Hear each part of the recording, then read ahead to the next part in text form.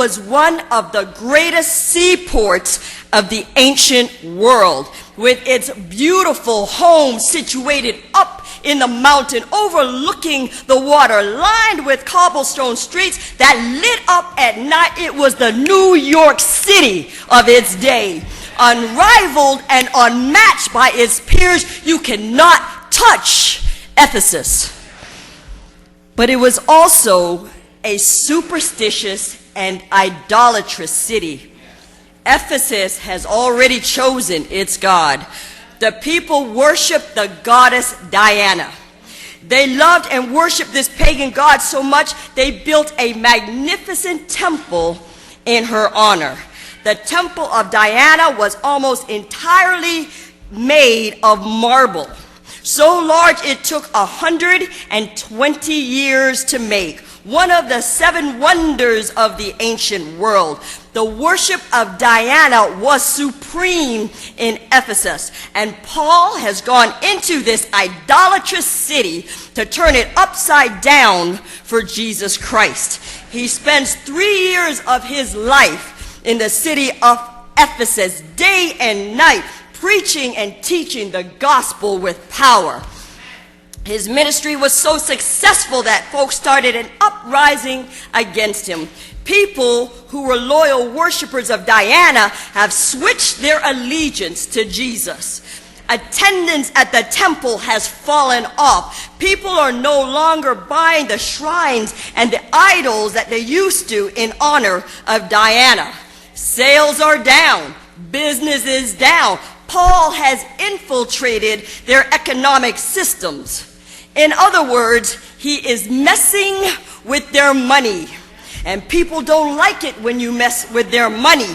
And the silversmiths and the craftsmen were angry. And they got together and said, if we don't get rid of him, he is going to put us out of business. And a riot ensued and threatened Paul's life. And at this point, Paul left the city, eventually returning to Jerusalem. In Jerusalem, he was arrested and sent to a Roman prison. I've come full circle. And now while Paul is sitting in his jail cell, guarded by Roman soldiers in their full armor, Paul wrote to the church of Ephesus, and in his concluding remarks, he commands the church to put on the full armor of God. Can I give you a little bit more background?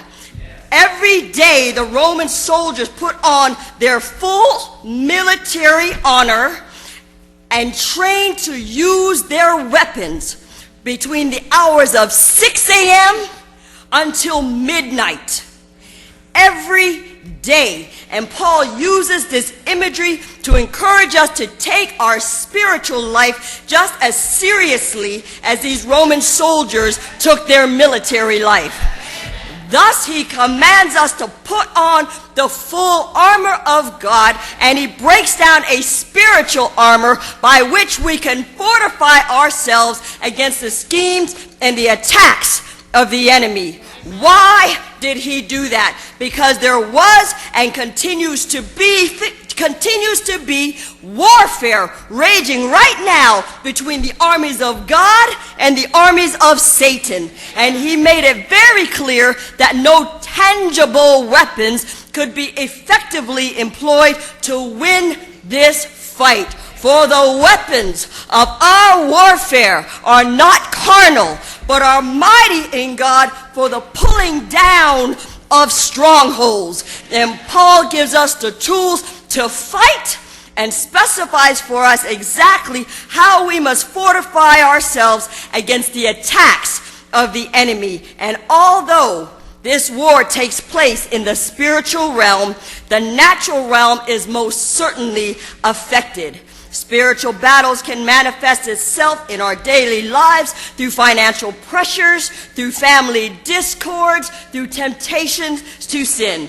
Yes, this fight is going on in the spiritual realm, but because it plays out in the physical realm, it puts us in another fight. And that's the fight for our health. The F-I-G-H-T, the fight for our health. Let's switch gears. Emmanuel, why do people get sick? Have you ever stopped to wonder what really causes illness and disease? Is it really just about germs and microbes? Why do some people get the flu every flu season and some don't? They're not taking any flu shots or medications and they don't get sick. Why is that? What makes some people prone to cancer while others aren't? And what can we do today to ensure that we have fortified ourselves against the process of all these diseases? Church, we have got to fight for our health because it's a war out there and diseases are coming at us faster than we can come up with cures. And people are dying every day of diseases that should have never even touched them, let alone kill them. Every year in Canada, 4,000 to 8,000 people, mainly our seniors, die from the pneumonia and the flu. 8,000 from the flu? Last year in Canada, there was almost 198,000 new cases of cancer. Latest stats show that approximately 2 out of every 5 Canadians will develop cancer in their lifetime, and 1 out of 4 will die from it. I am convinced that the best time to fight cancer is before you get it. And if you already have it, by God's grace, it's not too late to beat it. But we need to take the time now to strengthen, secure, and fortify our immune systems against the process of all disease. This morning, I'm going to teach you 3 of the weapons of mass destruction, if you will, that will help you fortify your body against illness. Now, when you fortify these 3 systems, you will be able to prevent and effectively fight off most of the major diseases that wreak havoc on our lives. Are you ready? Weapon number 1 is a healthy pH. A healthy pH. pH stands for the potential of hydrogen, which is a measure of the acidity or alkalinity of the body. It's measured on a scale of 0 to 14, with 7 being neutral. Healthy human blood mandates that the pH of the body stay in a slightly alkaline range between 7.35 and 7.45. Below or above this range leads to an unhealthy, toxic body.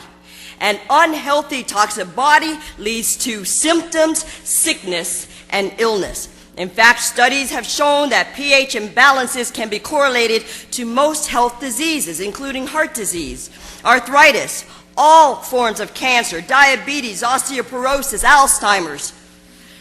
And what you always need to understand is that each and every day that your body is acidic, so your pH is below 7, you become increasingly more vulnerable to all of these degenerative diseases. What's the scary one?